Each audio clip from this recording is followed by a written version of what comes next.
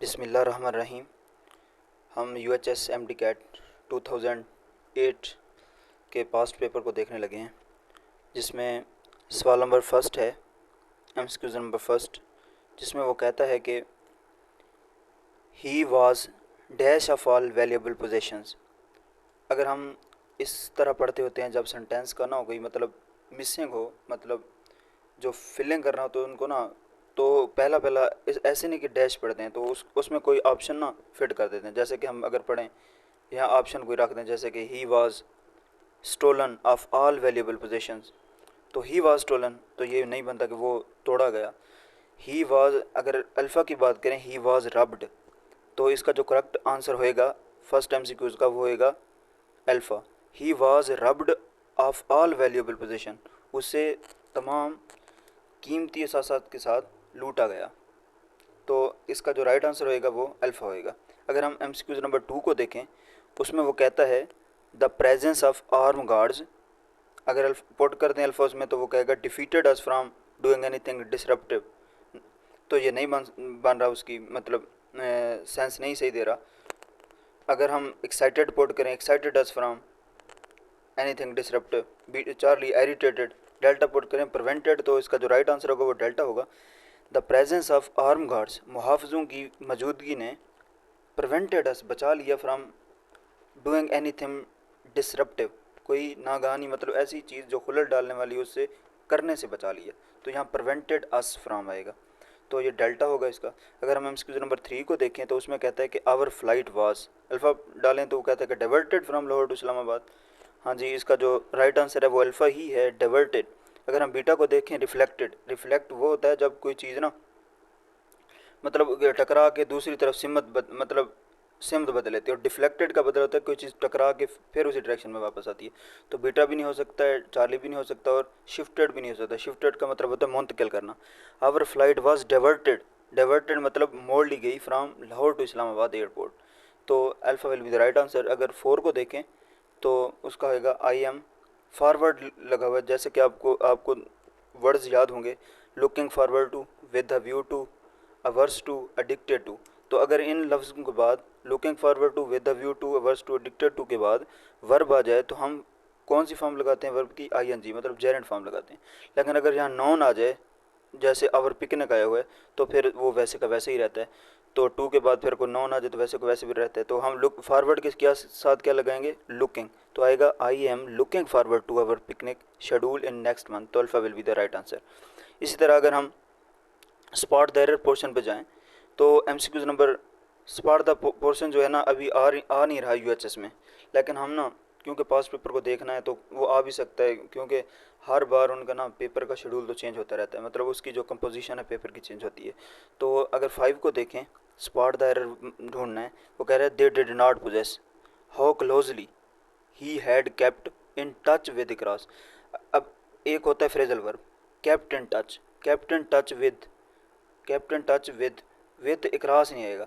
अब विद के सेंटर में कोई चीज़ आनी चाहिए, with people across the road, with मतलब, तो ये एरोनियस प्लेस जो है वो डेल्टा है, स्पॉट द एरर डेल्टा में है, विद अक्रॉस जो है गलत है। अगर हम MCQ नंबर 6 की बात करें, वो कहता है कि ही प्रूव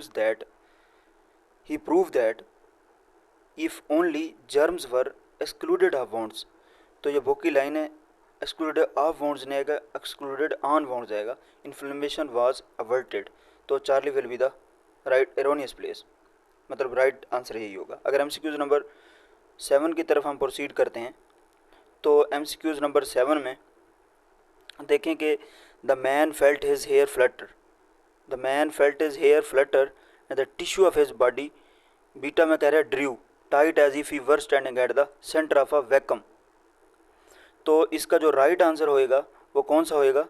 वो बीटा एरोनियस प्लेस है। बॉडी ड्रू नहीं आएगा, बॉडी ड्रा टाइट आएगा। The man felt his hair flutter, क्योंकि पीछे जो क्या है, कौन सी फॉर्म है? फर्स्ट फॉर्म है, तो एंड के बाद भी उसकी जो है यहाँ वही फॉर्म होएगी, बॉडी ड्रा आएगा, ड्रा ड्रू ड्रोन होता है ना, तो फर्स्ट फॉर्म आएगी, ड्रा आएगा, ड्रू नहीं आएगा, तो जो एरोनियस प्लेस है 7 में वो बीटा है। अगर हम MCQ नंबर 8 को देखें, वो कहता है he came to the hurdles that he remember. अब ही केम है, वर्ब की कौन सी है, सेकंड फॉर्म है। ये वर्ब के सवाल हैं, वर्ब बहुत इंपॉर्टेंट होता है।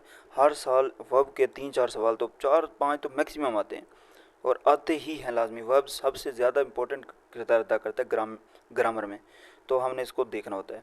He came to the hurdle that he, अब देखें कि दैट ही रिमेंबर नहीं आएगा, क्या आएगा, दैट ही रिमेंबर्ड। तो एरोनियस प्लेस क्या है, बीटा है। Over which once he won so easy a victory, तो इसका जो राइट आंसर होगा वो बीटा होगा। अगर हम एमसीक्यू नंबर 9 को देखें, what is meet by death rate and birth rate and death rate, ये birth rate and death rate ये सही है दोनों। And how do they affect, अब देखें कि दो तरह के होते हैं। एक होता है अफेक्ट ए के साथ, ए डबल, और ये जो इफेक्ट ए के साथ वाला जो इफेक्ट होता है ना, वो किसके लिए होता है, मतलब जो ए के साथ इफेक्ट होता है वो ऑलवेज क्या काम करता है, ऑलवेज वर्ब का काम करता है। और जो इफेक्ट ई के साथ इफेक्ट होता है, ई के साथ जो इफेक्ट होता है वो क्या काम करता है, वो नॉन का काम करता है। तो यहाँ हमें क्या चाहिए, they affect the population. Affect क्या है, एज ए यहाँ वर्ब काम कर रहा है, तो हम यहाँ क्या लगाएंगे, तो हम यहाँ वर्ब लगाएंगे, और वर्ब क्या है, अफेक्ट होता है ए वाला। तो ये डेल्टा अरोनियस प्लेस है। अगर इसी तरह अगर हम नेक्स्ट प्रोसीड करते हैं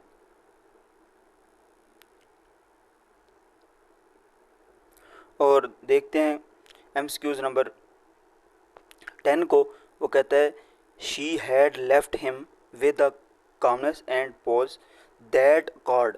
अब पीछे क्या है, एंड के पीछे कौन सा सेंटेंस है, पास्ट परफेक्ट है, हैड लेफ्ट। तो आगे कौन सा होएगा, तो पास्ट परफेक्ट का पास्ट प्रेजेंट के साथ कम्बिनेशन होता है। तो यहाँ क्या है, प्रेजेंट लगा हुआ है, अकॉर्ड, तो यहाँ आएगा दैट अकॉर्डेड। तो अरोनियस प्लेस क्या है, चार्ली है। Well with his own inward emotion, तो यहाँ जो राइट आंसर होएगा वो होएगा चार्ली। इसी तरह अगर हम इसके नंबर 11 को देखें, ये जो पोर्शन है इसमें 4 ऑप्शन दिए गए होते हैं और चूज़ करना होता है। और हमने ना इन चारों ऑप्शनों को ऐसे अलग-अलग नहीं पढ़ना होता, ऐसे पहले को पढ़ लिया, दूसरे को पढ़ लिया, तीसरे को, चौथे को, ऐसे नहीं, ये बिल्कुल ही गलत मेथड होता है। हमने चारों ऑप्शन को इकट्ठे साथ लेके चलना है। अब देखें ही सब में है, लैग्ड सब में है, कोई प्रॉब्लम नहीं है, बोथ सब में है, द सब में है, ट्रेनिंग सब में है, एंड सब में है, द सब में है, इक्विपमेंट सब में है, नीडेड सब में है। अब प्रॉब्लम कहाँ है, प्रॉब्लम यहाँ है वर्ब का, इसका प्रीपोजिशन का। तो हमने राइट प्रीपोजिशन लगाना है। अगर इन द जॉब कहेंगे, he lacked both the training and equipment needed, क्या आएगा, फॉर द जॉब आएगा, फॉर द जॉब आएगा, और Delta will be the right answer. जिस तरह के हमने देखा कि हमने सबको इकट्ठे लेके चलना होता है। इसी तरह अगर हम एमसीक्यूज नंबर 12 की बात करें, एमसीक्यूज नंबर 12 में वो कह रहा है कि दे ट्राइड टू, अब सब में ट्राइड है, दे ट्राई टू पेसिफाई, सब में है पेसिफाई, हिम है।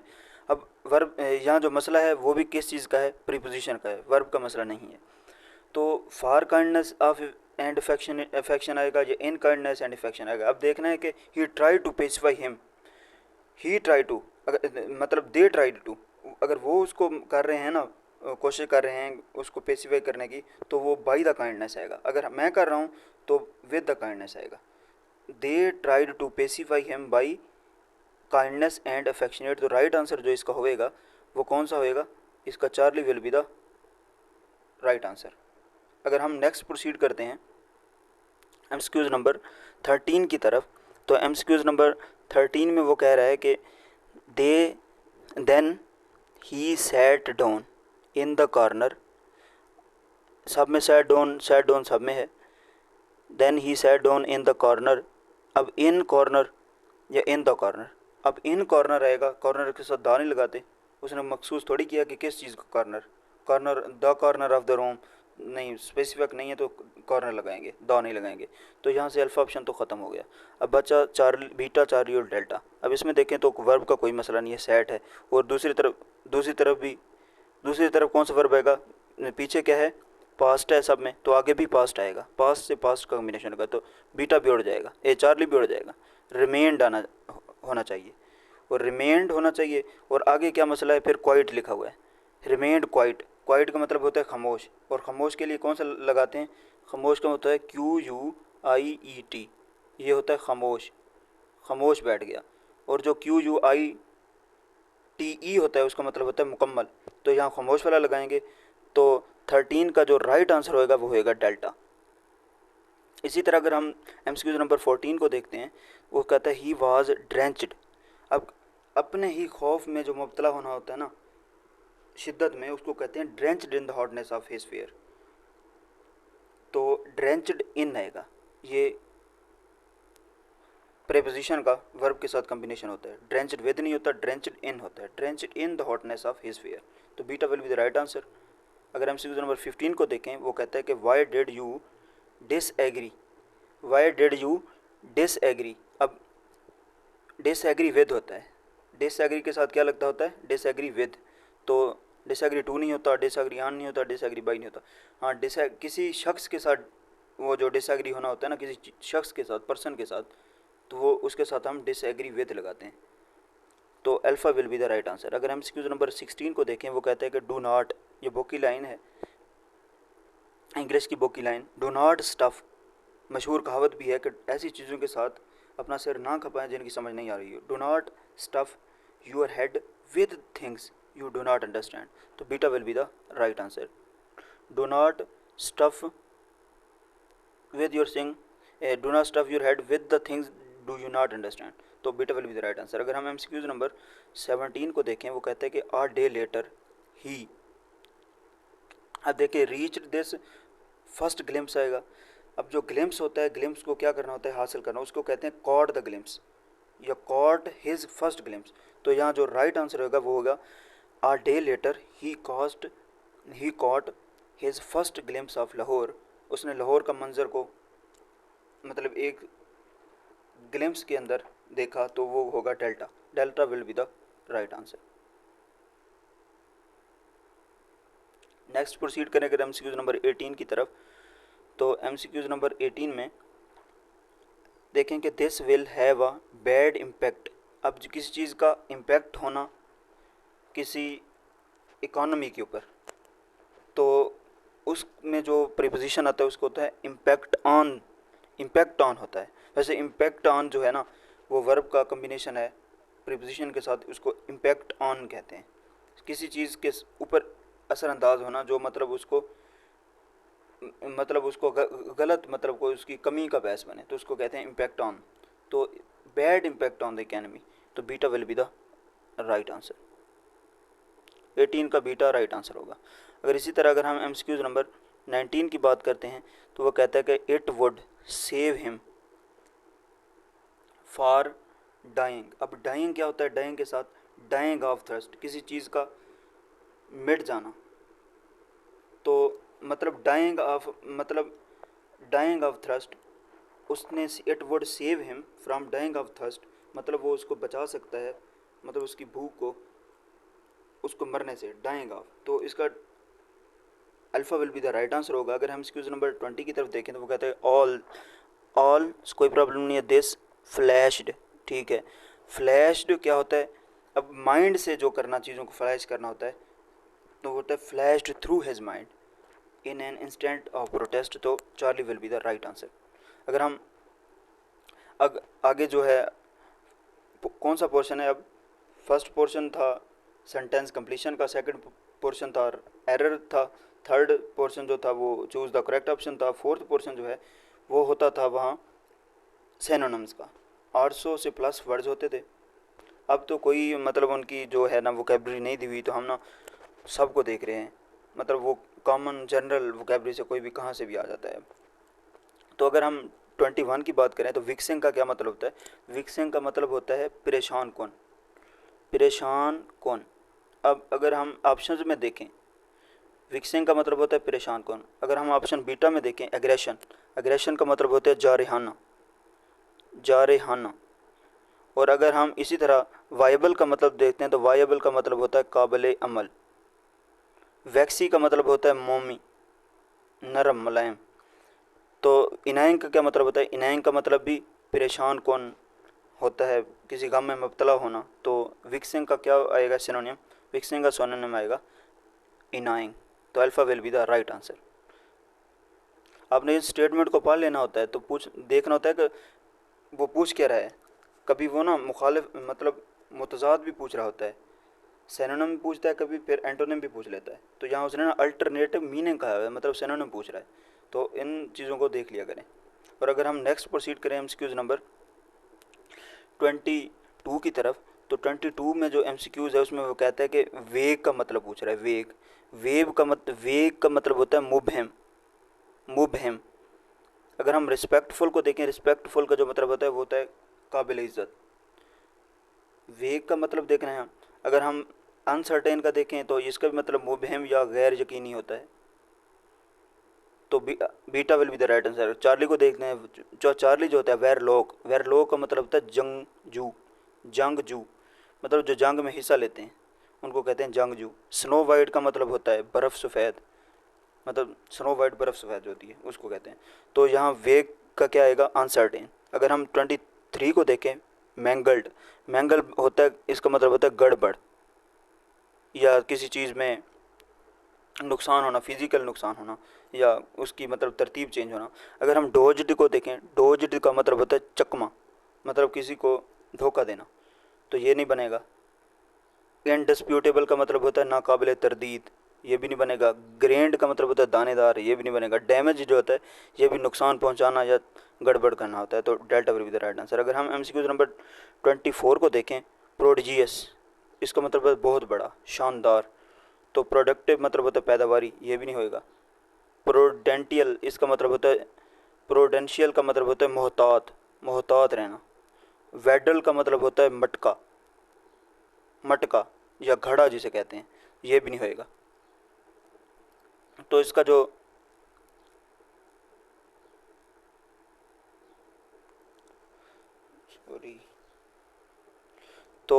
जो मतलब हम देख रहे थे कौन सा एमसीक्यूज था, एमसीक्यूज नंबर, हाँ,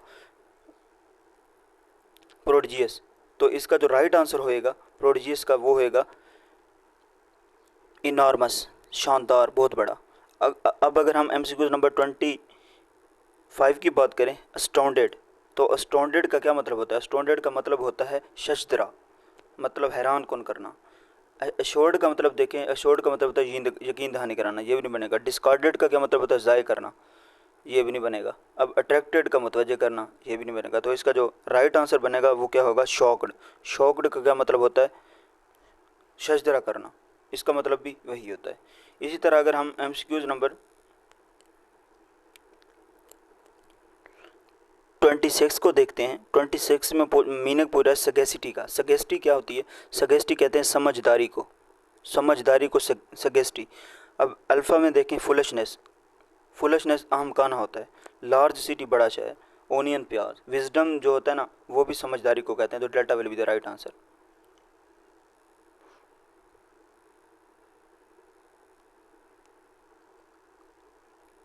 इस तरह अगर हम एमसीक्यूज नंबर 27 को देखें, उसमें कह रहा है ग्रेम। अब ग्रेम का क्या मतलब होता है, ग्रेम का मतलब होता है कि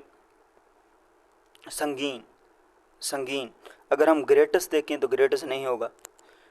बेस्टलेस देखें, मुहर्रिक होता है इसका मतलब, रेस्टलेस का। सीवर देखें, सीवर का भी मतलब होता है संगीन। तो Charlie will be the right answer. अगर 28 को देखें, इंडोलेंटली का मतलब होता है बेबसी से। इंडोलेंटली, बेबसी से। तो या मतलब लेजीनेस उसको कहते हैं। तो alpha will be the right answer, lazy. Indolently जो होता है इसका मतलब होता है बेहजाई। आइडियलिटी का मतलब होता है मिसाली तौर पे। और आखिर डेल्टा में है गेली, उसमें उसका मतलब होता है खुशी से, गेली। अगर हम एमसीक्यूज नंबर 29 को देखते हैं, तो 29 में वो कह रहा है पेरिश का मतलब पूछ रहा है।